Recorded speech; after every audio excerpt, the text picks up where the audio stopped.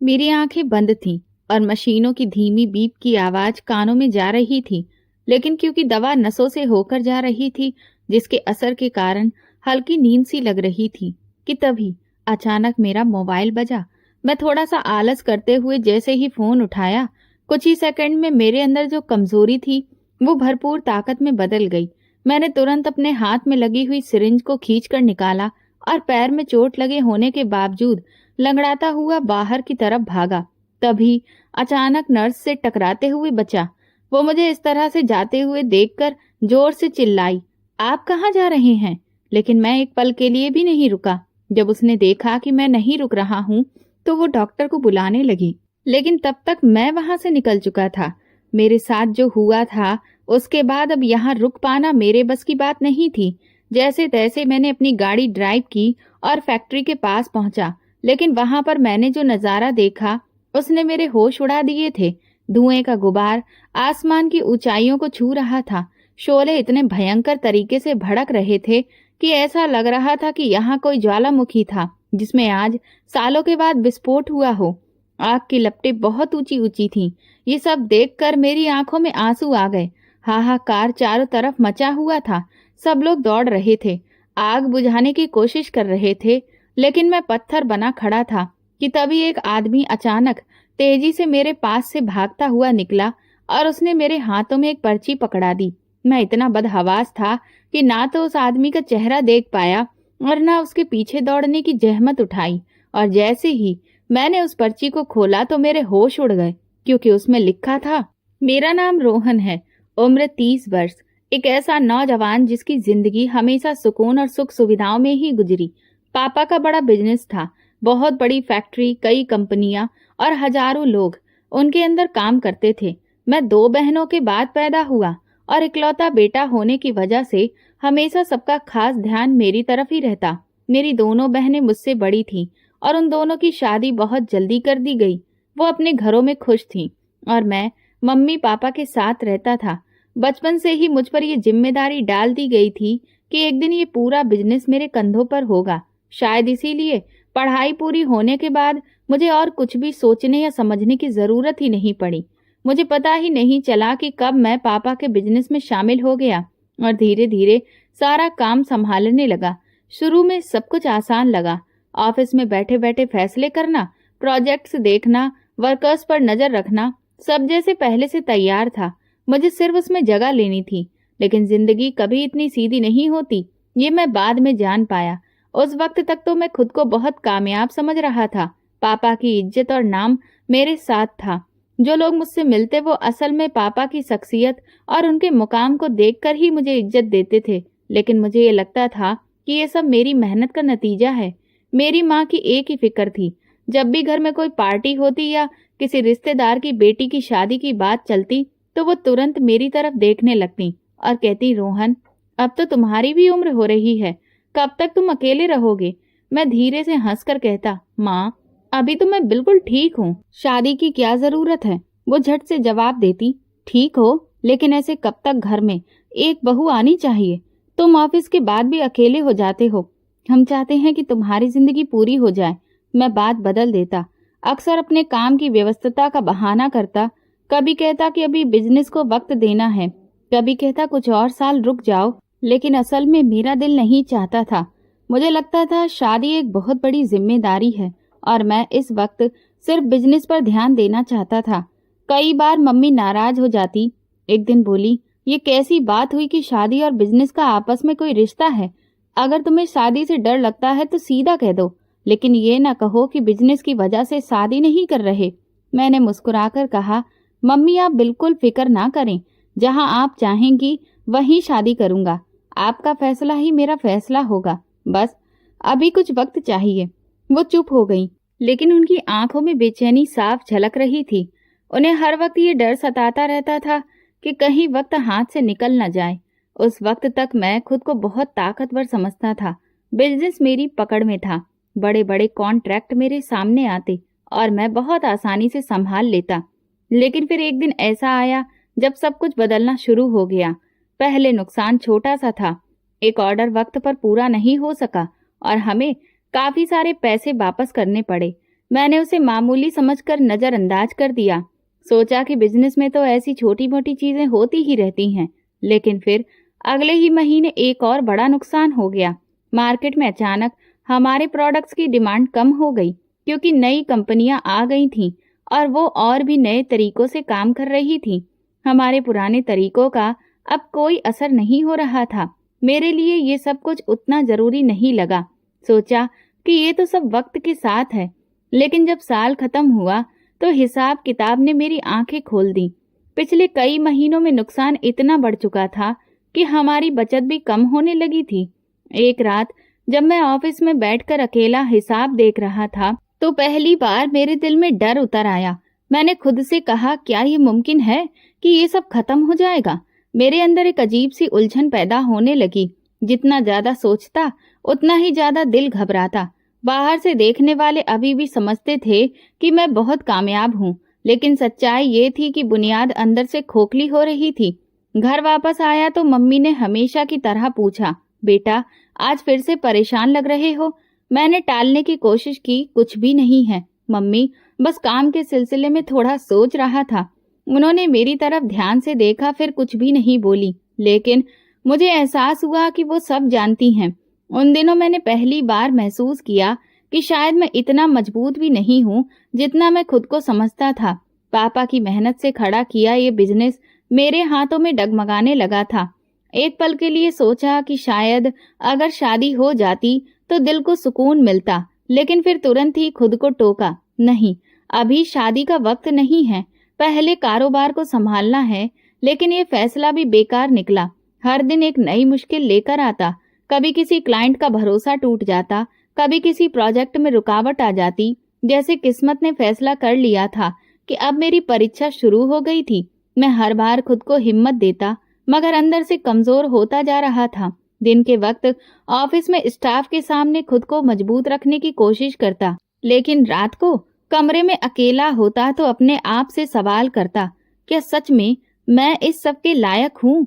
Business के नुकसान के बाद मैंने खुद को संभाल लेने की बहुत कोशिश की, मगर वक्त के साथ सब कुछ मुश्किल होता जा रहा था। हर नए दिन के साथ ऑफिस में कोई न कोई मुसीबत खड़ी हो जाती। कभी मशीन खराब हो जाती, कभी किसी क्लाइंट का ऑर्डर पूरा नहीं हो पाता। मैं हर मुश्किल को बस कुछ दिनों की बात समझकर ही सॉल्यूशन ढूंढता रहा, लेकिन नुकसान का सिलसिला रुकने का नाम नहीं ले रहा था। एक दिन मैनेजर ने ऑफिस में आकर कहा, सर, कुछ वर्कर्स ने आज काम पर आने से इनकार कर दिया है। उनका कहना है कि पिछले 2 महीने की तनख्वाह अभी तक नहीं मिली है।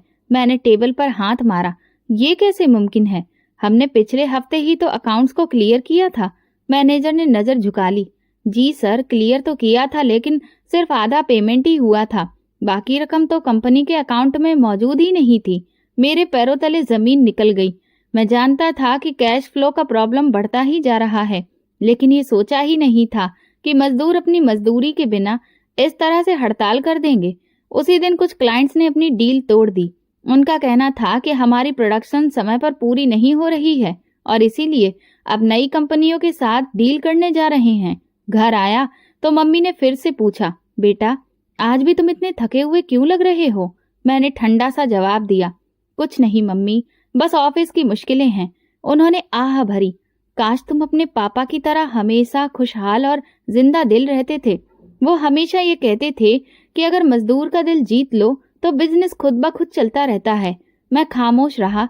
माँ की बातें दिल को चुभने लगी, लेकिन सच्चाई ये थी कि मजदूर नाराज थे और कंपनी का पहिया धीरे धीरे रुक रहा था। दूसरे दिन ऑफिस पहुंचा तो माहौल बहुत खराब था। कुछ वर्कर सामान पैक करके जा रहे थे। मैंने उन्हें रोकने की कोशिश की, रुक जाओ, अगले हफ्ते तक सब कुछ क्लियर कर दूंगा। लेकिन एक ने बड़े ही कठोर लहजे में कहा, सर, हम कब तक खाली बातों पर गुजारा करें? हमारे घरों में भी बच्चे हैं, हम भी इंसान हैं। ये कहकर वो सब बाहर निकल गए। मैं कुर्सी पर बैठा सोचता रह गया। अपने कमरे की खिड़की से देखता रहा कि कैसे एक एक करके लोग मेरी कंपनी को छोड़ रहे हैं। अब मेरे पास एक ही रास्ता बचा था कि कहीं और बैठकर अपना ध्यान कुछ नए कामों पर लगाऊं, और ऑफिस का माहौल इतना बोझिल हो चुका था कि वहां काम करने की हिम्मत ही नहीं थी। उसी शाम मैं अपने लैपटॉप के साथ शहर के बड़े होटल में चला गया। वहां के कोने वाले टेबल पर बैठकर मैं खुद को व्यस्त करने की कोशिश करने लगा। बाहर की भाग दौड़ से दूर वहां मुझे कुछ सुकून मिलता था। सामने बड़ी बड़ी खिड़कियां थीं जिनसे शहर की रोशनी दिखाई देती थी। लैपटॉप खोला और कुछ कंपनियों को ईमेल भेजे, कुछ पुराने रिकॉर्ड चेक किए। दिमाग लगातार हिसाब किताब में उलझा हुआ था। कभी किसी नई डील की उम्मीद जगती, कभी अगले ही पल सब कुछ बेकार लगने लगता। घंटों बैठे रहने के बाद भी कोई खास नतीजा नहीं निकला। सिर्फ कुछ ही कंपनियों ने जवाब दिया था और वो भी शक से भरा हुआ था। मैं थकान से सिर पकड़कर बैठ गया। इतने में एक छोटी सी आवाज सुनाई दी, साहब कुछ चाहिए तो बताइएगा। मैंने चौंक कर ऊपर देखा। मेरे सामने एक 12 साल से भी कम उम्र का बच्चा खड़ा था। हाथ में एक पुराना सा कपड़ा था जिससे वो टेबल साफ कर रहा था। छोटा था, दुबला सा शरीर, मगर आंखों में एक अजीब सी चमक थी। मैंने अचानक उसे सर से पांव तक देखा। उसकी कमीज जगह जगह से फटी हुई थी, मगर वो पूरे आत्मविश्वास के साथ खड़ा था। उसने दोबारा कहा, साहब ऑर्डर लेना है तो बताइए। मैं लैपटॉप बंद करते हुए बोला, बस एक ठंडा पानी ला दो। वो मुस्कुराया, जी साहब। ये कहकर वो तेजी से आगे बढ़ गया। मैं कुर्सी पर बैठा उसे जाता हुआ देखता रहा। दिल के किसी कोने में सवाल ने जन्म लिया कि इतना छोटा बच्चा यहाँ काम क्यों कर रहा है। इस उम्र में तो उसे स्कूल में होना चाहिए था। कुछ पलों के बाद वो पानी का गिलास लेकर मेरे पास आया और बड़े ही तमीज के साथ मेरे सामने रखा और खामोशी से जाने लगा। मैंने सोचा कि आवाज दूं, उससे बात करूं, मगर फिर खुद को रोक लिया। शायद ये मेरी कैफियत थी कि एक अजनबी बच्चे की मौजूदगी ने मुझे पहली बार अपने दुख से हटकर किसी दूसरी तरफ सोचने के लिए मजबूर कर दिया था। मैंने पानी का घूंट लिया और खिड़की से बाहर देखा। दिल ही दिल में सोच रहा था कि ये बच्चा भी अपनी जिंदगी के बोझ तले झुका हुआ है। वो पल मेरे लिए अजीब था।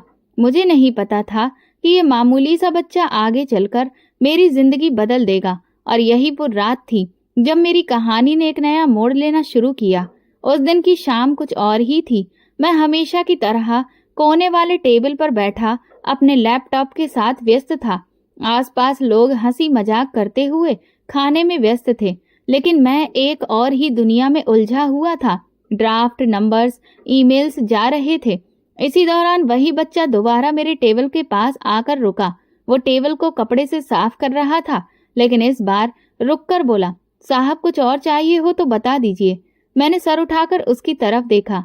उसके चेहरे पर मेहनत की थकान तो लग रही थी, लेकिन मुस्कुराहट कायम थी। मैंने अचानक कहा, बेटा तुम पढ़ते नहीं हो?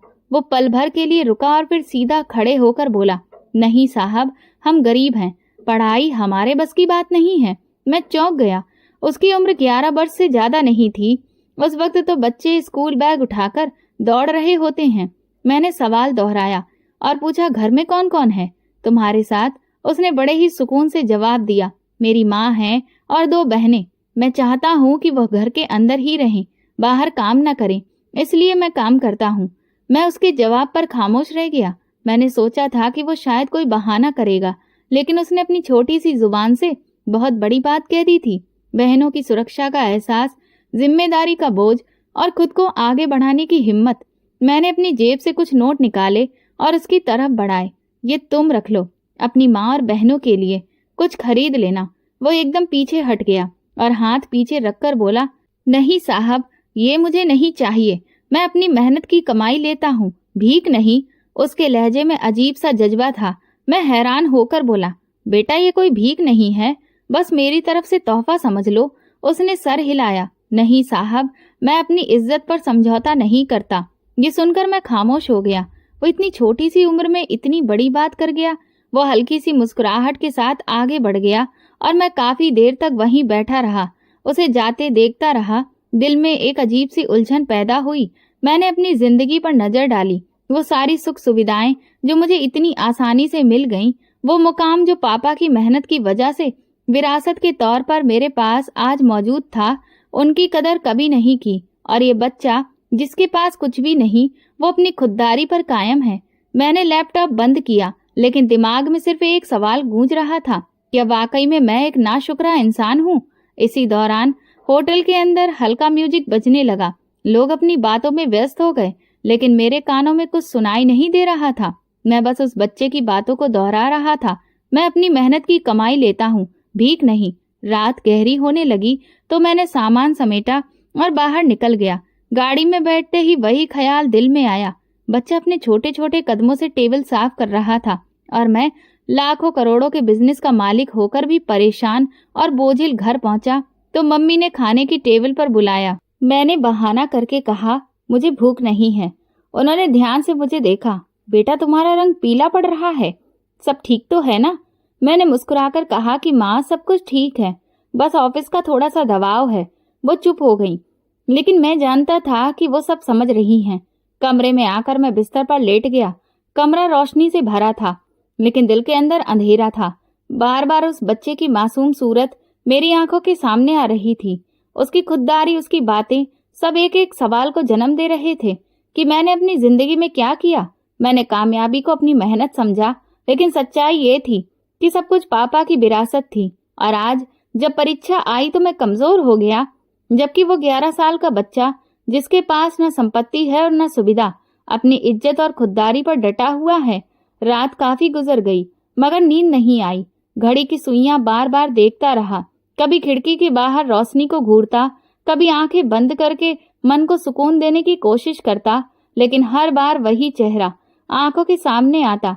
दिल के किसी कोने में एक अजीब सा एहसास जागा कि शायद भगवान ने मुझे उस बच्चे से मिलवाया है ताकि मैं अपनी सच्चाई को पहचान सकूं।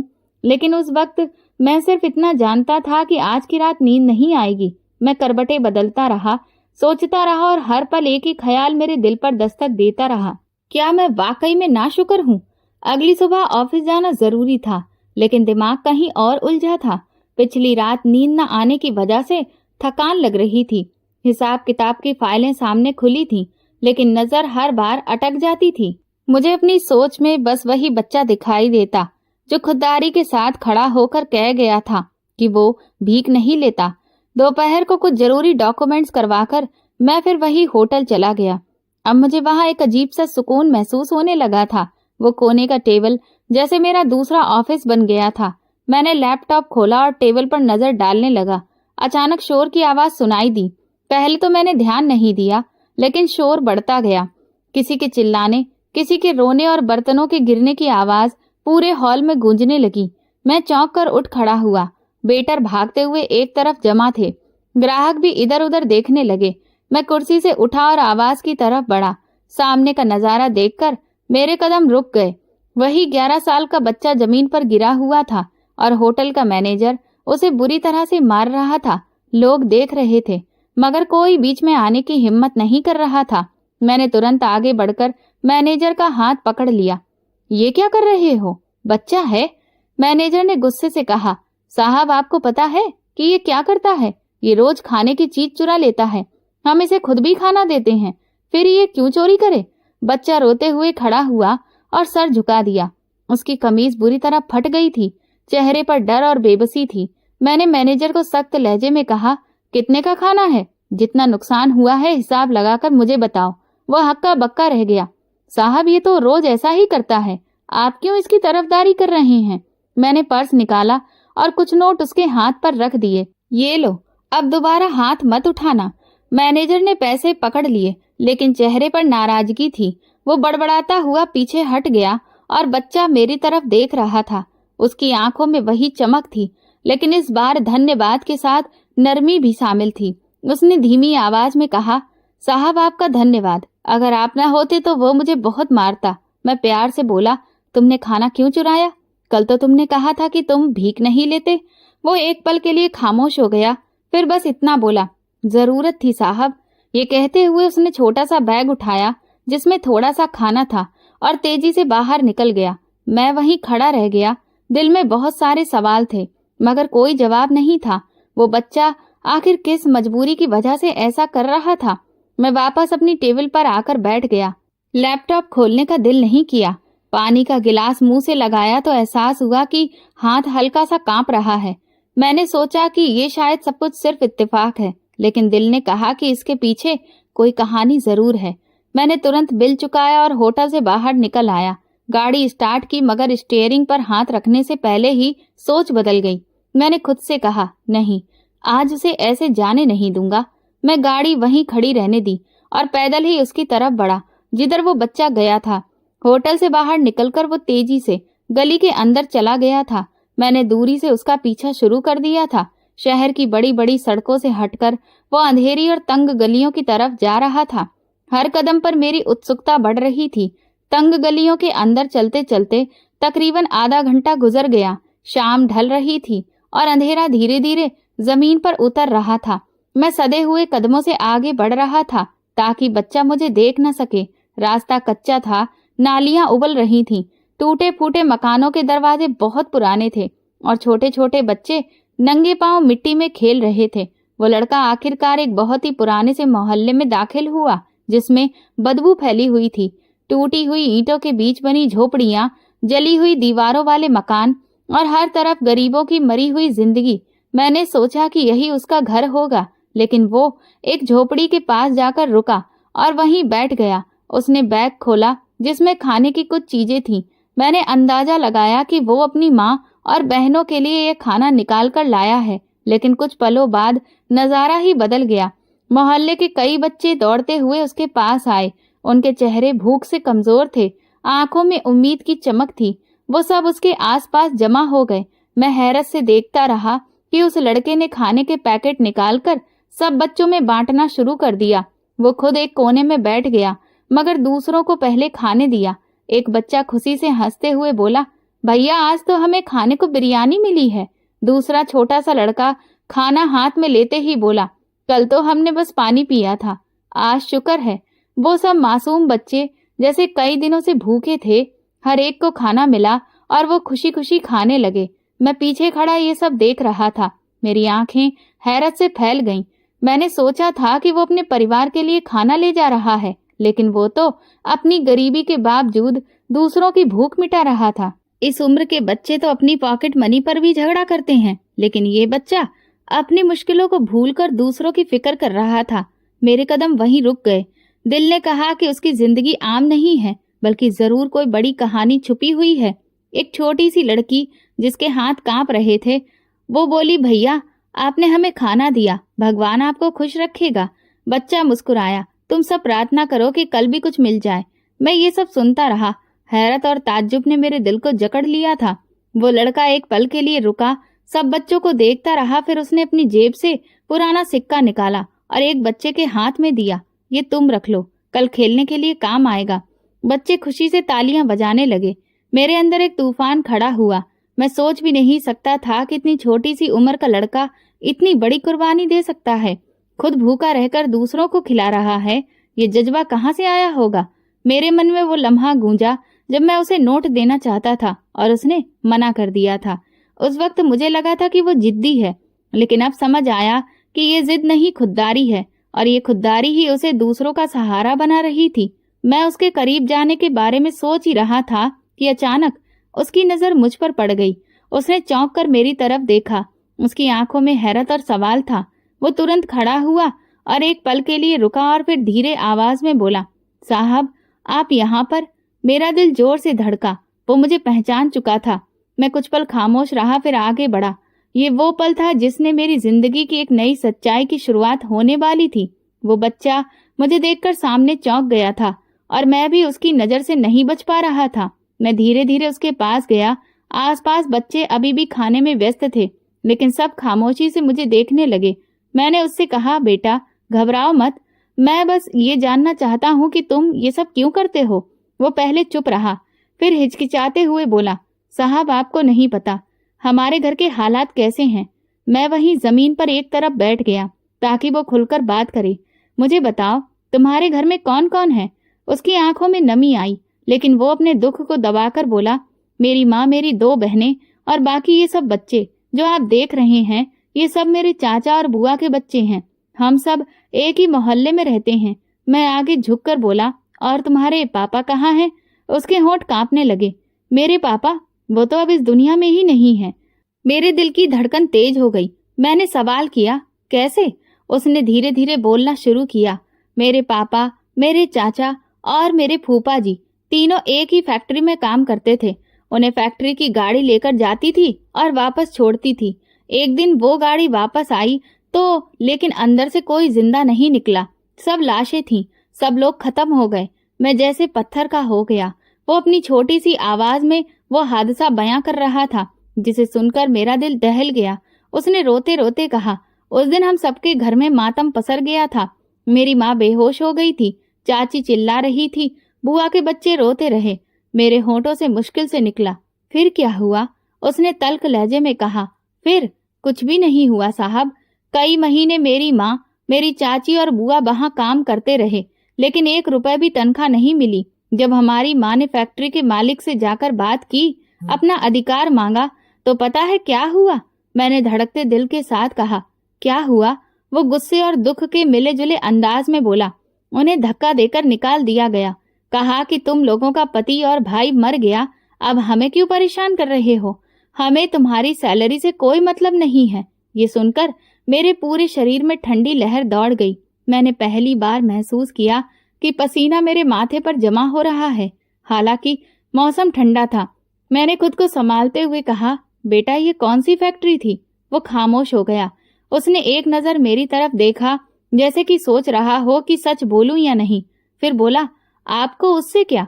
मैंने दिल पर हाथ रखते हुए कहा, मुझे जानना है, जरूर जानना है। उसने भारी और धीमी आवाज में कहा, यह सब उस फैक्ट्री में हुआ है जिसका नाम पूरे शहर के लोग जानते हैं। कौन सी फैक्ट्री? साफ साफ बताओ। उसने साफ शब्दों में कहा, रोहन टेक्सटाइल फैक्ट्री।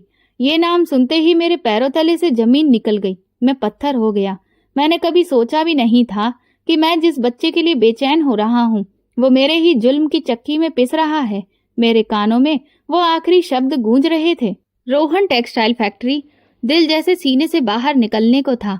मैं जमीन पर बैठा उस बच्चे की आंखों में देखने की हिम्मत नहीं कर सका। हर सांस भारी हो गई। वो फैक्ट्री जिसे मैं अपनी कामयाबी की पहचान समझता रहा, आज मेरे सामने जुर्म की सूरत में थी। मेरे मन में यादों का तूफान उठा। 2 साल पहले का वो दिन जब मुझे इस हादसे की खबर मिली थी। वर्कशॉप में कुछ टेक्निकल खराबी के बाद कई मजदूर मर गए थे।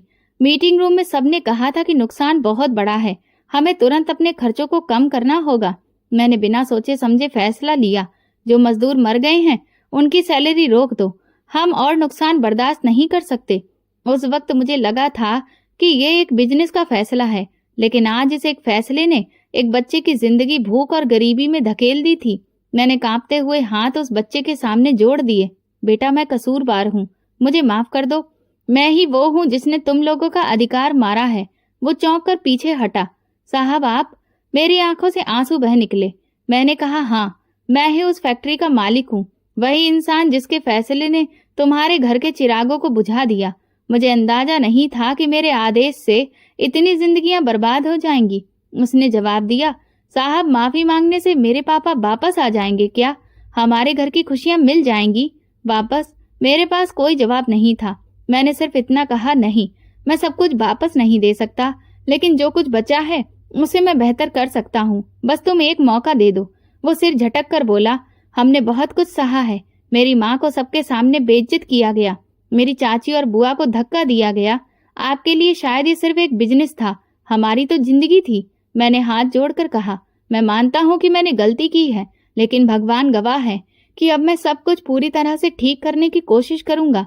तुम्हारे परिवार वाले मुझसे दुश्मनी नहीं बल्कि मेरे लिए प्रार्थना करेंगे, ये मेरा वादा है।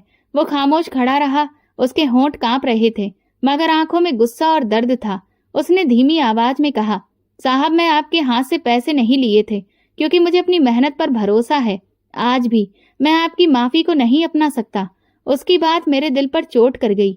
मुझे लगा जैसे मेरा सर घूम रहा है, मगर मैंने हिम्मत नहीं हारी। मैंने कहा, चाहे तुम मुझे अभी माफ ना करो, लेकिन एक दिन मैं तुम्हें यह भरोसा दिलाऊंगा कि मैं सब कुछ ठीक कर सकता हूँ। उसने रुख मोड़ लिया और बाकी बच्चों को खाने के टुकड़े बांटने लगा। मैं खामोशी से उसे देखता रहा। मेरे आंसू मिट्टी में गिर रहे थे। मेरे दिल में एक नया फैसला पैदा हुआ। मैंने सोचा, ये बच्चा सही कहता है, माफी मांगने से खोई हुई जिंदगियां वापस नहीं लाई जा सकती, मगर इंसाफ और सहारा जरूर दिया जा सकता है। अब वक्त है कि मैं सब कुछ बदल दूं। मैंने धीमी आवाज में कहा, बेटा तुम चाहे जितना भी मुझसे नाराज हो जाओ, लेकिन आज से मेरा वादा है कि तुम्हारे घर, तुम्हारी माँ, तुम्हारी बहनें, ये सब बच्चे कभी भी भूखे नहीं रहेंगे। मैं वो सब कुछ करूंगा जो मैंने पहले नहीं किया। वो मेरी तरफ बिना देखे हुए बोला, बातें बहुत लोग करते हैं साहब, लेकिन सच में कौन निभाता है। मैंने कहा, मैं तुम्हें वक्त के साथ दिखाऊंगा कि ये मेरा वादा सिर्फ शब्दों का नहीं है बल्कि अमल का है। वो खामोश हो गया। मैंने महसूस किया कि शायद उसके दिल में अभी भी दीवार खड़ी है, लेकिन उस दीवार को गिरने में वक्त लगेगा। रात का अंधेरा गहरा हो गया। मोहल्ले की टूटी फूटी लालटेन झिलमिला रही थी। बच्चे एक एक करके खाने के बाद अपने घरों को चले गए। वो लड़का अकेला था। मैं भी वहां से पलटने लगा, लेकिन दिल में एक अजीब सा सुकून था, क्योंकि आज पहली बार मैंने अपनी गलती मानी थी। आज पहली बार मैंने खुद से एक वादा किया था कि मैं अपने पापा की विरासत को गुनाहों की बुनियाद पर नहीं बल्कि इंसाफ की बुनियाद पर चलाऊंगा। मैंने आसमान की तरफ देखा और धीमी आवाज में कहा, हे भगवान, मैंने बहुत जुल्म किया है, अब तुम मुझे सही रास्ता दिखाओ। और ये वो पल था जब मेरी जमीर ने सच में जागना शुरू किया। अगली सुबह सूरज की रोशनी कमरे में आई, लेकिन मेरे दिल में अंधेरा था। रात भर जागते हुए मैंने सोचा था कि अब वक्त आ गया है कि सबके सामने अपनी गलतियां मानूं। मैं जानता था कि यह आसान नहीं होगा। वो लोग जिन्हें बरसों जलील किया गया, जिनके घर उजड़े, जिनकी उम्मीदें टूटी, उनके सामने जाकर सर झुकाना मेरी जिंदगी का सबसे बड़ा इम्तिहान था। मैंने साधारण कपड़े पहने और गाड़ी लेकर सीधा उस बदबूदार मोहल्ले की तरफ गया जहां कल रात को वो बच्चा मुझे मिला था। रास्ते भर मेरा दिल कांप रहा था।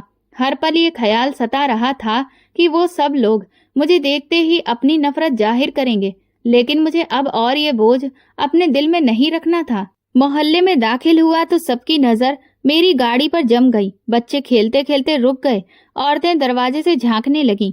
मैंने गाड़ी रोकी और धीरे धीरे बाहर निकला। कुछ पलों के लिए खामोशी छा गई, जैसे सबको यकीन नहीं आ रहा हो कि मैं वाकई में उनके बीच में खड़ा हूँ। मैं सीधा उन औरतों के पास गया जो अपने दरवाजे के पास बैठी हुई थी। वही औरतें जिनके पति हादसे में मारे गए थे। उनकी आंखों में शिकायत थी, चेहरे गुस्से और दुख से भरे हुए थे। मैंने उनके सामने सर झुका लिया। मैं आप सबका मुजरिम हूँ। मेरी आवाज कमजोर थी। आपके पतियों ने मेरी फैक्ट्री में अपनी जान गंवा दी, लेकिन मैं उनका अधिकार उन्हें नहीं दे पाया। उनकी सैलरी रोक कर मैंने जुल्म किया और फिर आप सबको बेइज्जत करके निकाल दिया गया। एक औरत ने कड़वे लहजे में कहा, अब तुम यहाँ क्यों आए हो? जब हमें रोटी चाहिए थी तब तुमने दरवाजे बंद कर दिए। जब हमारे बच्चे भूखे सो रहे थे तब तुम्हें हमारी याद नहीं आई। मैंने आंखों में आंसू लेकर कहा, आप बिल्कुल सही कह रही हैं। मैंने गलती की, बहुत बड़ी गलती की, मगर आज मैं सब कुछ ठीक करने आया हूँ। जो कुछ छीना गया है वो वापस करने आया हूँ। वो सब एक दूसरे को देखने लगी। मैं घुटनों के बल बैठ गया। चाहे आप लोग मुझे माफ करें या ना करें, लेकिन मैं अपना फर्ज अदा करूंगा। लेकिन आपकी प्रार्थनाओं के बिना मेरा बोझ कभी हल्का नहीं होगा। वो पल बहुत भारी था। आसपास लोग जमा हो गए। सबकी नजरें मुझ पर थीं। मैं जमीन पर झुका रहा, जैसे अपने गुनाहों को जमीन में दफन करना चाहता हूँ। इसी दौरान मेरा फोन बजा। माँ की कॉल थी। मैंने तुरंत बात की। उनकी आवाज में परेशानी थी। रोहन, तुम कहाँ हो बेटा?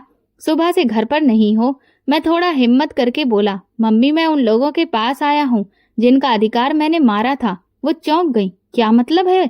कौन लोग? मैंने सब कुछ साफ शब्दों में बता दिया।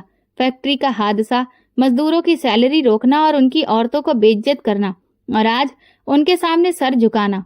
फोन पर कुछ पल खामोशी रही, फिर मम्मी की आवाज आई, रोहन, ये तुमने बहुत देर से किया, लेकिन अच्छा किया कि आखिरकार तुमने सच्चाई को खुद से मान लिया। मैंने भर्राई हुई आवाज में कहा, मम्मी, क्या आप मुझे माफ करेंगी? मैं पापा की विरासत को दागदार कर दिया है। उन्होंने जवाब दिया, बेटा, इंसान गलती करता है, मगर असली इंसान वो है जो अपनी गलती मान ले। मैं तुम्हें माफ करती हूँ। अब तुम्हें हिम्मत नहीं हारनी है, बल्कि तुम सबके सामने खड़े रहो। भगवान तुम्हें हिम्मत देगा। मम्मी की बातों ने मुझे थोड़ा हौसला दिया। मैंने फोन बंद किया और दोबारा से उन औरतों की तरफ देखा। उनके चेहरे अभी भी सख्त थे, लेकिन उनकी आंखों में नरम रोशनी उतरने लगी थी। एक बूढ़ी औरत ने कहा, रोहन, तुम्हारे पिता एक अच्छे इंसान थे। उन्होंने कभी किसी का दिल नहीं दुखाया। हमें तुमसे शिकायत है, लेकिन अगर तुम सच में माफी मांगने आए हो तो हम तुम्हें माफ कर देंगे। दूसरी औरत ने सर हिलाया। हाँ, हमारे पति वापस तो नहीं आ सकते, लेकिन अगर तुम हमारे बच्चों का सहारा दोगे तो शायद हमारा दुख हल्का हो जाए। मेरे आंसू बहने लगे और हाथ जोड़कर कहा, मैं वादा करता हूँ, आज से आप में से कोई भी भूखा नहीं सोएगा। मैं आप सबका सहारा बनूंगा। वो सब एक दूसरे को देखते रहे। फिर उन्होंने सर हिला दिया। उनके होंठों से निकला, हमने तुम्हें माफ किया। मेरे दिल का बोझ बहुत हल्का हो गया। ये पहला मौका था जब मुझे लगा कि शायद मैं वाकई बदल सकता हूँ। मोहल्ले से वापसी पर मेरे दिल में एक अजीब सा सुकून उतर आया था।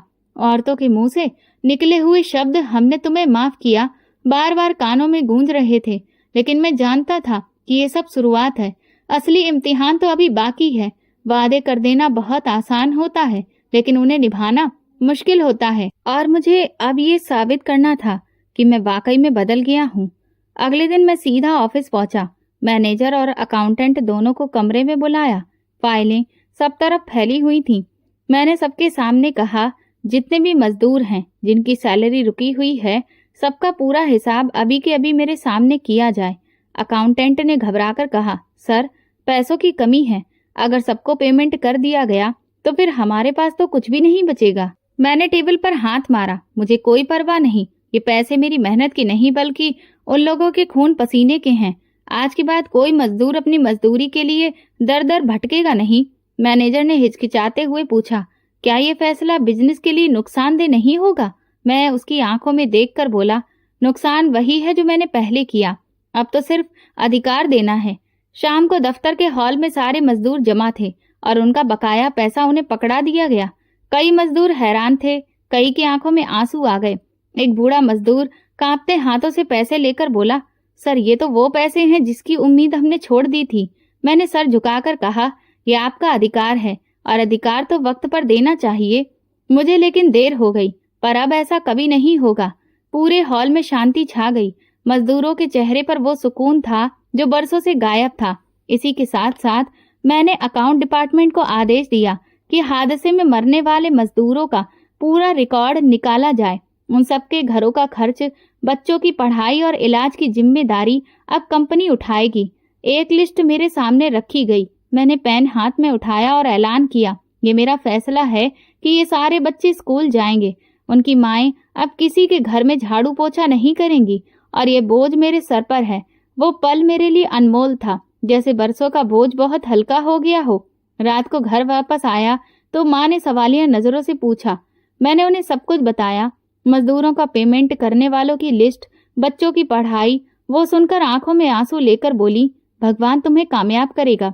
ये वही रास्ता है जो तुम्हारे पापा चाहते थे। मैंने सर झुकाकर कहा, माँ, पापा की आत्मा को सुकून पहुंचाने के लिए ये सब करना जरूरी है। कुछ दिन गुजरे, मजदूरों की खुशी पूरे शहर में फैल गई।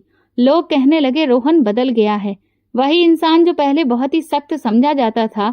मेरी फैक्ट्री में एक नया जज्बा पैदा हुआ। लोग दिन रात काम करने लगे, ना कोई शिकायत, ना कोई देरी।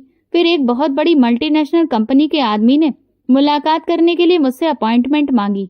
वो पिछले कई महीनों से हमारे काम पर नजर रख रहा था। ऑफिस के कॉन्फ्रेंस रूम में उनके साथ मेरी मीटिंग हुई। उन्होंने सीधा सवाल किया, रोहन साहब, हमें आपकी कंपनी में एक नया जुनून नजर आ रहा है। आप लोगों ने मजदूरों के साथ जो इंसाफ किया है उसकी खबरें हम तक पहुंच गई हैं। हमें ऐसे ही पार्टनर की जरूरत है जो इंसानियत और बिजनेस दोनों को साथ लेकर चले। मैं धड़कते दिल के साथ जवाब दिया, मैंने अपने अतीत में बहुत गलतियां की हैं, लेकिन अब मेरा इरादा है कि मेरा बिजनेस अब सिर्फ मुनाफे के लिए नहीं होगा बल्कि लोगों के भले के लिए होगा। उन्होंने मुस्कुराकर कहा, बिल्कुल वही शब्द हैं जो हम सुनना चाहते थे। मीटिंग कई घंटे तक चली। आखिरकार उन्होंने डील की, फाइल निकाली। मैंने दस्तखत किया तो दिल में अजीब सा सुकून आया। ये वो डील थी जो पिछले साल भर में जाकर भी हासिल नहीं कर सका था। लेकिन आज जब मैंने दूसरों के अधिकार को जाना तो किस्मत ने भी मेरा हाथ थाम लिया था। मीटिंग के बाद जब सब लोग कमरे से निकल गए तो मैं अकेला खिड़की के पास जाकर खड़ा हो गया। बाहर शहर की रोशनी को देखकर दिल ने कहा, ये सब उनकी प्रार्थनाओं का नतीजा है। वो लोग जिनके आंसू मैंने पोंछे वही मेरी कामयाबी की वजह बने हैं। बड़ी कंपनी के साथ डील होने के बाद फैक्ट्री में जैसे नई ऊर्जा दौड़ गई। मशीनों की आवाज और तेज और लगातार सुनाई देने लगी, जैसे वो भी खुशी खुशी चल रही हो। मजदूर सुबह सवेरे हंसते मुस्कुराते हुए आते और काम के दौरान एक दूसरे से बात करते। जहां पहले मायूसी और खामोशी छाई रहती थी, अब वहां जोश दिखाई दे रहा था। मैं जब ऑफिस में आता तो देखता कि प्रोडक्शन धीरे धीरे बढ़ रहा था। ऑर्डर अब वक्त पर पूरे होने लगे थे और नए क्लाइंट्स भी मेरे साथ जुड़ रहे थे। मैनेजर एक दिन फाइल लेकर आया और मुस्कुराते हुए बोला, सर ये देखिए, पिछले महीने का मुनाफा तो दुगना हो गया है। मैंने फाइल बंद करते हुए कहा, ये मुनाफा मेरा नहीं बल्कि उन सारे मजदूरों की मेहनत का नतीजा है। याद रखो, अब हर कामयाबी सबके हिस्से में आएगी। अकाउंटेंट ने पूछा, सर इतने बड़े मुनाफे को कहाँ पर इन्वेस्ट करें? मैं कुछ लम्हे सोचकर फिर साफ शब्दों में बोला, आधा मुनाफा हम गरीबों के लिए रखेंगे। नए स्कूल, फ्री मेडिकल सेंटर और जो लोग बेघर हैं उनके लिए छोटे घर बनवाए जाएंगे। बिजनेस के नियमों के खिलाफ है सर। मैं हल्की मुस्कुराहट के साथ बोला, ये बिजनेस नहीं, जिंदगी का नियम है। इस तरह से फैक्ट्री के साथ साथ मेरा मन भी बदलने लगा। ऑफिस में जरूरी फैसले और मीटिंग करने के बाद मैं सीधा गरीबों के इलाकों में निकल जाता। कभी स्कूल जाकर बच्चों की अटेंडेंस चेक करता तो कभी अस्पताल में मरीजों की खैरियत पूछता। शाम को मोहल्ले के बच्चों के साथ बैठकर कहानी सुनाता, कभी खुद उन्हें कुछ सिखाता। एक दिन वही बच्चा जिसने मेरी आंखें खोली थी मेरे पास आया। उसकी आंखों में अब डर की जगह भरोसा था। उसने कहा, साहब आपने वादा निभाया है, हमारी जिंदगी बदल गई है। मैंने उसके कंधे पर हाथ रखकर कहा, नहीं बेटा, ये सब तुम्हारी बदौलत हुआ है। अगर तुमने मुझे सच्चाई ना बताई होती तो मैं कभी भी नहीं बदलता। वो मुस्कुराकर बोला, मेरी माँ कहती है कि असली दौलत वो है जो दूसरों को खुश करके मिलती है। मैंने दिल ही दिल में सोचा, ये बच्चा आज भी मुझे सबक दे रहा है। इसी दौरान शहर में ये खबर फैल गई कि रोहन अब सिर्फ बिजनेसमैन नहीं रहा बल्कि लोगों की सेवा करने के लिए जीता है। कई सारे वेलफेयर सेंटर के लोग मेरे पास आए और बोले, आप हमारे साथ भी काम करें। लेकिन मैंने साफ जवाब दिया, मैं वही करूंगा जिससे पूरी तरह से सिर्फ गरीबों को फायदा पहुंचे। एक दिन मम्मी मेरे कमरे में आई। उनकी आंखों में खुशी की रोशनी थी। बोली, बेटा मैं देख रही हूँ कि तुम अब बदल गए हो। अब तुम्हारे चेहरे पर वो सुकून है जो पहले कभी नहीं था। मैंने मुस्कुराकर कहा, मम्मी ये सब उन प्रार्थनाओं का नतीजा है जो लोगों ने मेरे लिए की थी। पहले मैं समझता था कि पैसा ही सब कुछ है, लेकिन असली दौलत तो ये सुकून है। रात को जब कभी अकेले में बैठता तो सोचता कि ये सफर कहाँ से कहाँ ले आया है। एक वक्त था जब मैं सिर्फ अपनी कामयाबी के सपने देखता था और आज आधी कमाई दूसरों के लिए दान दे दी। लेकिन हैरत ये थी कि बिजनेस कम होने की जगह दिन दूनी रात चौगनी तरक्की कर रहा था। अक्सर मैनेजर हैरानी से कहता, सर ये कैसे मुमकिन हो सकता है कि आधी आमदनी दान में देने के बावजूद कंपनी के मुनाफे में धीरे धीरे बढ़ोतरी ही होती जा रही है। मैं सिर्फ एक जवाब देता, ये सब उन प्रार्थनाओं का चमत्कार है। शाम को मैं फैक्ट्री के हॉल में खड़े होकर मजदूरों को देख रहा था। मशीनों की गूंज में हंसी की आवाज भी शामिल थी। हर कोई जोशीले अंदाज में काम कर रहा था। ये नजारा देखते हुए अचानक मेरा मन मुझे कई साल पीछे लेकर गया। उस वक्त जब पापा जिंदा थे। एक याद मेरी आंखों के सामने चलने लगी। मैं कमरे में बैठा हिसाब किताब कर रहा था और पापा मेरे पास आए थे। उनके चेहरे पर हमेशा की तरह सुकून फैला था। उन्होंने कहा था, रोहन एक बात हमेशा याद रखना, कभी किसी का अधिकार मत मारना। भगवान भी इस बात को बर्दाश्त नहीं करते। अगर किसी के हिस्से की चीज रोक लोगे तो याद रखो, एक दिन भगवान तुमसे सब कुछ छीन लेगा। मैंने उस वक्त बड़ी ही लापरवाही से जवाब दिया था, पापा बिजनेस में कभी कभी कठोर फैसले लेने पड़ते हैं, ये सब जिंदगी का हिस्सा है। वो मेरी बात पर मुस्कुराकर बोले थे, फैसले सख्त करो लेकिन इंसाफ के खिलाफ नहीं होने चाहिए। तुम्हारे फैसले सिर्फ कागज पर नहीं होते, ये किसी की जिंदगी पर भी असर डालते हैं। उस रात का धुंधला मंजर जैसे कि आज की याद से जुड़ गया था। मैंने आंखें बंद की और सोचा, पापा आप बिल्कुल ठीक कहते थे। असली कामयाबी तो दूसरों को खुशी देने में है, ना कि उनसे छीनने में। इसी दौरान उन मजदूरों में से एक नौजवान मेरे पास आया। उसने कहा, सर हम आपके शुक्रगुजार हैं। आज हमारे घरों में खुशियां वापस आ गई हैं। हमारी औरतें और बच्चे आपको दुआएं देते हैं। मैं हल्की मुस्कुराहट के साथ जवाब दिया, ये मेरा फर्ज है। जो कुछ तुम लोगों ने दिया वो मैं लौटा भी दूं तो कम है। शाम को मैंने फैसला किया कि मैं मोहल्ले का एक चक्कर लगाऊंगा। गाड़ी धीरे धीरे उन तंग गलियों में दाखिल हुई जहां कभी वीरानी और उदासी छाई रहती थी। दरवाजों पर दिए जल रहे थे, बच्चे खेल रहे थे, औरतों के चेहरे पर खुशी झलक रही थी। मैं गाड़ी से उतरा तो सब लोग मेरे आसपास जमा हो गए और दुआएं प्रार्थना भरे लहजे में कहने लगे, भगवान आपको सही सलामत रखे, आपने हमारे जख्मों को भर दिया। एक छोटी बच्ची मेरे पास आकर बोली, अंकल आपने हमें स्कूल भेजा, अब हम पढ़ेंगे लिखेंगे और बड़े होकर आपकी तरह दूसरों की मदद करेंगे। उनकी बात सुनकर मेरा दिल भर आया। मैंने उनके सर पर हाथ रखा और कहा, बेटा, यही तो असली खुशी है जब तुम लोग आगे बढ़ोगे। मोहल्ले में एक तरफ वही बच्चा खड़ा था जिसने मुझे हकीकत का रास्ता दिखाया था। उसके चेहरे पर आज पहली बार रोशनी दिखाई दी। वो मेरे पास आया और धीरे से बोला, साहब, अब मुझे भरोसा हो रहा है कि आप सच में बदल गए हैं।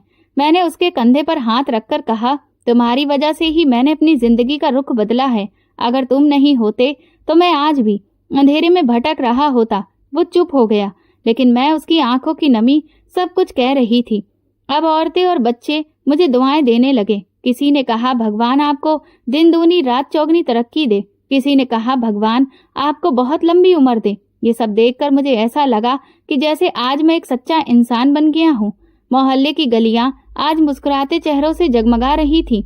मैंने अपने दिल में कहा, पापा, मैं देर तो की, लेकिन आपकी दी हुई नसीहत मेरी जिंदगी का उसूल बन गई है। सब कुछ बेहतर तरीके से चल रहा था, काम भी और भलाई भी। माँ के कहने पर मैंने उनकी ही पसंद की एक लड़की से शादी कर ली और सच में शादी के बाद मेरी जिंदगी पूरी तरह से बदल गई। वो मेरा इतना ख्याल रखती कि मैं अपने आप को बहुत ही खुशकिस्मत समझता। वो ना सिर्फ घर में मेरी हर सहूलियत को देखती, बल्कि कभी कभी ऑफिस के कुछ कामों में भी बराबरी से मेरा साथ देती। सच कहा था माँ ने, शादी के बाद कोई होगा जो मेरी परेशानियों को बांटेगा और मेरा सहारा बनेगा। उनकी कही हुई एक एक बात सच हो रही थी। मुझे लगा था कि शायद अब जिंदगी इसी तरह से चलती रहेगी, लेकिन नहीं। कब जिंदगी कौन सा मोड़ ले ले कोई नहीं जानता। हमारी फैक्ट्री के प्रोडक्शन और दिन रात की तरक्की को देखते हुए एक बहुत बड़ी इंटरनेशनल कंपनी ने मीटिंग के लिए हमें बुलाया ताकि वो अपने प्रोडक्शन को लेकर हमसे बात कर सकें। मैं वहां पहुंचा तो कई और जाने माने बिजनेसमैन वहीं मौजूद थे। सबने अपनी अपनी कंपनी की डाटा रिपोर्ट्स उनके सामने रखी, जिसे उनके खास लोगों ने बहुत अच्छे से एनालाइज किया और ये तय किया गया कि एक हफ्ते में वो जवाब दे देंगे कि ये डील किसको मिलेगी। न जाने क्यों मुझे अंदर से एक आवाज सुनाई दे रही थी कि ये डील मेरी ही होगी। जब मैं वापस ऑफिस पहुंचा तो मैनेजर कहने लगा, सर, अगर ये डील पक्की हो गई तो हम एक दूसरी फैक्ट्री भी आराम से स्टार्ट कर सकते हैं, क्योंकि इसके बाद तो हमारा नाम भी होगा और जो मुनाफा है वो तो तकरीबन 20 गुना ज्यादा होगा। मैंने मुस्कुराते हुए कहा, हाँ बिल्कुल, तुम सही कह रहे हो। मैं भी सोच चुका था कि अगर ये डील फाइनल हुई और सही समय पर हमने सारे प्रोडक्ट्स की डिलीवरी कर दी तो उससे जो भी फायदा होगा, मैं कई एकड़ जमीन खरीदकर उस पर पापा के नाम से एक सोसाइटी बनाऊंगा, जहां पर मेरी फैक्ट्री में काम करने वाले मजदूर और उनके परिवारों को रहने के लिए फ्री में घर, पार्क और जो भी बेसिक सुविधाएं होती हैं वो सब उस सोसाइटी के अंदर ही उन्हें उपलब्ध कराऊंगा। मैंने तुरंत ही मजदूरों के साथ मीटिंग रखी और उनके बीच अपने इस विचार को भी रखा। इसे सुनते ही वो सब खुशी से उछल पड़े और कहने लगे कि आप फिक्र मत करिए, इस डील को पूरा करने के लिए हम दिन रात काम करने के लिए तैयार हैं। मजदूरों में इतना जोश देखकर मैं खुशी से भर गया। लेकिन अगले ही दिन मेरे पास एक कॉल आया जिसमें मुझे धमकी दी गई कि अगर मैं इस डील से पीछे नहीं हटा तो अपनी जान से हाथ धो बैठूंगा। मुझे लगा कि कोई यूं ही मुझे धमकाने की कोशिश कर रहा है, लेकिन मैं डरने वालों में से नहीं था। बस थोड़ी सावधानी बरतनी थी। इस वजह से मैं थोड़ा सा सतर्क हो गया और इस बारे में किसी को कुछ भी नहीं बताया, क्योंकि मैं नहीं चाहता था कि मेरे अपने बेवजह डर जाएं। लेकिन मुझे क्या पता था कि मेरी ये लापरवाही मुझ पर बहुत भारी पड़ जाएगी। जब मैं ऑफिस के लिए अपनी गाड़ी से निकला तो रास्ते में अचानक ब्रेक फेल हो गए और मेरा भयंकर एक्सीडेंट हो गया। आंख खुली तो सामने मम्मी और अपनी पत्नी को देखकर हैरान था। वो बहुत रो रही थी और परेशान भी थी। मैंने अपनी हालत देखी तब मुझे याद आया कि मेरे साथ क्या हुआ था। पूरे शरीर पर बहुत गंभीर चोट लगी हुई थी। ऐसे में मुझे सबसे पहले फैक्ट्री की याद आई। मैंने तुरंत अपनी पत्नी से मैनेजर को बुलाने के लिए कहा। वो कहने लगी कि आप ऐसी हालत में भी बिजनेस के बारे में सोच रहे हैं, आप आराम करिए और फिक्र मत करिए, मैनेजर ने सब कुछ संभाल लिया है। हमारी फैक्ट्री में काम करने वाले आपके लिए दिन रात प्रार्थना कर रहे हैं और देखना आप जल्दी ही ठीक हो जाएंगे। लेकिन मुझे ये समझ नहीं आ रहा था कि मेरे साथ ये सब अचानक कैसे हो गया। तभी मुझे याद आया उस धमकी भरे कॉल के बारे में। पहले सोचा कि पत्नी को इस बारे में बताऊं, लेकिन फिर सोचा कि वो कहीं और भी ज्यादा पैनिक ना हो जाए, इसलिए उससे कुछ भी नहीं कहा। लेकिन फैसला कर लिया कि जल्द से जल्द ठीक होने के बाद मैं पुलिस में रिपोर्ट दर्ज कराऊंगा। लेकिन उसकी नौबत ही नहीं आई। शाम के वक्त मम्मी और मेरी पत्नी घर गए हुए थे। कुछ देर के लिए तभी मेरा फोन बजा और जो खबर मैंने उसमें सुनी, मेरे होश उड़ गए। मैं अपनी तकलीफ, अपना दर्द सब कुछ भूल गया और लंगड़ाते हुए अस्पताल से बाहर निकला। मैं दौड़ता जा रहा था और पीछे नर्स मुझे बुलाती जा रही थी। डॉक्टर भी मुझे रोकने की कोशिश कर रहे थे, लेकिन मैंने उस वक्त किसी की भी नहीं सुनी। जैसे तैसे गाड़ी चलाकर मैं फैक्ट्री पहुंचा तो वहां का नजारा देखकर मेरी जान ही निकल गई। पूरी फैक्ट्री को आग लग चुकी थी। लपटें इतनी ऊंची थीं कि ऐसा लगता था आसमान तक पहुंच जाएंगी। हाहाकार मचा हुआ था। सारे मजदूर आग बुझाने के लिए पागलों की तरह दौड़ रहे थे। फायर ब्रिगेड को बुलाया गया था, लेकिन अभी तक एक भी गाड़ी नहीं आई थी। सब रो रहे थे, चिल्ला रहे थे और मैं जैसे बेजान पुतले की तरह खड़ा हुआ था कि तभी अचानक इस भाग दौड़ में एक आदमी मुझसे टकराया और तेजी से मेरे हाथ में एक पर्ची थमाकर भाग गया। मैं उस वक्त ऐसी बदहवास हालत में था कि ना तो उस आदमी का चेहरा देख सका और ना उसके पीछे दौड़ने की हिम्मत कर पाया। मैंने जैसे ही उस पर्ची को खोला तो होश उड़ गए। उसमें लिखा था, कहा था ना पीछे हट जाओ, लेकिन तुम नहीं माने, अब अंजाम भुगतो। फिर फायर ब्रिगेड आई, आग बुझाई गई, लेकिन सब कुछ खाक हो चुका था। न सिर्फ फैक्ट्री, मशीनें, लोगों की उम्मीदें, उनके सपने, सब कुछ। और मैं पूरी तरह से बर्बाद। मैं सर पकड़कर वहीं बैठ गया। कई घंटे, कुछ ही देर में ये खबर आग की तरह पूरे शहर में फैल गई। मेरे पास न जाने कितने ही बिजनेसमैन के फोन आने लगे, लेकिन मैं उस वक्त किसी को भी कुछ भी बताने की हालत में नहीं था, इसीलिए फोन स्विच ऑफ कर दिया। थोड़ी ही देर में मम्मी और मेरी पत्नी भी आ गईं। वो भी बहुत रो रही थीं। और फिर इस सदमे में तकरीबन 2-3 हफ्ते चले गए। मैं घर से एक बार भी बाहर नहीं निकला और अपने कमरे में ही खुद को आइसोलेट कर लिया, क्योंकि अब समझ ही नहीं आ रहा था कि आगे क्या होगा, क्या करना है। एक दिन शाम को जब मैं अपनी ही तन्हाई और गम में डूबा हुआ बैठा था तो माँ ने मुझे बताया कि फैक्ट्री के कुछ मजदूर मुझसे मिलने आए हैं। मैं नीचे गया तो मुझे वही बच्चा सामने खड़ा दिखाई दिया जो होटल में मिला था, जिसने मुझे सच्चाई का रास्ता दिखाया था। मेरी फैक्ट्री के कई मजदूर आंखों में आंसू लेकर और उम्मीद के साथ मुझे देखते हुए कहने लगे, साहब आप हिम्मत मत हारिए, आप ही तो हमारी उम्मीद हैं, हमारा सहारा हैं। मैंने उनके सामने हाथ जोड़कर कहा, मुझे माफ कर दो, मैंने तुम्हें सपने दिखाए, तुम्हारे बच्चों का सुनहरा भविष्य दिखाया, लेकिन मैं अब खुद किसी भी काबिल नहीं रहा। मजदूर कहने लगे, लेकिन ये सब अचानक कैसे हुआ? तो मैंने उन्हें और अपने घर वालों को सब कुछ बताया कि किस तरह से मुझे धमकियां मिल रही थी। उस इंटरनेशनल प्रोजेक्ट को हथियाने की खातिर मुझे बार बार डराया जा रहा था ताकि मैं अपने कदम पीछे खींच लूं, लेकिन मैंने ऐसा नहीं किया और बस आज उसी का खामियाजा आप सबके सामने है। ये सुनते ही अचानक मजदूरों में गुस्से की लहर दौड़ गई। वो कहने लगे कि ऐसे कैसे कोई भी हमारे मालिक की जान के साथ खेल सकता है, उन्हें बर्बाद कर सकता है। मैंने कहा कि FIR दर्ज हो चुकी है, अब देखते हैं कि पुलिस क्या करती है, लेकिन मैं आप लोगों से यही कहूंगा कि आप मुझे माफ कर दीजिए और किसी दूसरी जगह काम ढूंढ लीजिए। ये कहकर मैं पलटने लगा, लेकिन तभी वो बच्चा दौड़कर मेरे पास आया और हाथ पकड़कर बोला, आपने हमारे बुरे वक्त में हमारा हाथ थामा था और आज हम आपका साथ कैसे छोड़ सकते हैं। ये सुनते ही मेरा मन दुख से भर गया। तभी सारे मजदूर एक साथ आवाज में कहने लगे, हाँ साहब, फैक्ट्री जल गई तो क्या हुआ, हमारे हाथ पैर अभी भी बाकी हैं। कोई हमारी मशीनों को जला सकता है, लेकिन हमारी हिम्मत को नहीं। न जाने क्यों उनके अंदर के इस जोश को देखकर मेरे अंदर भी एक उम्मीद की किरण जगने लगी। पर फिर मैंने कहा कि ये डील बहुत बड़ी है, इतने कम समय में इसे पूरा करना लगभग नामुमकिन है, और फिर नई मशीनों के लिए अब हमारे पास पैसे भी नहीं हैं। मेरा इतना कहना था कि तभी उस भीड़ में से मैनेजर और अकाउंटेंट बाहर आए। वो कहने लगे, सर अगर पैसों की बात है तो हमारे पास जितना होगा हम उतना आपको देंगे। कुछ ही देर में सामने वाली टेबल पर काफी सारे पैसे और मजदूर औरतों ने अपने कुछ छोटे मोटे गहने निकाल कर रख दिए। उन लोगों का प्यार देखकर मेरी माँ ने मुझे पुकारा कि जब ये लोग हार नहीं मान रहे तो तुम कैसे हार मान सकते हो? तुम अपने पिता की बरसों की मेहनत को इस तरह से एक पल में मिट्टी में कैसे मिलने दे सकते हो? नहीं, तुम्हें वो करके दिखाना होगा जो इस दुनिया को अब नामुमकिन लग रहा है। अगले दिन ही उस इंटरनेशनल कंपनी के सर का फोन मेरे पास आया। पहले तो उन्होंने मेरे साथ जो हादसा हुआ उसके लिए अफसोस जताया और साथ ही वो कहने लगे कि हम आपको ही ये डील देने वाले थे, लेकिन बिजनेस इमोशन से नहीं चलता है और इसीलिए अब हम ये डील आपको नहीं दे सकते।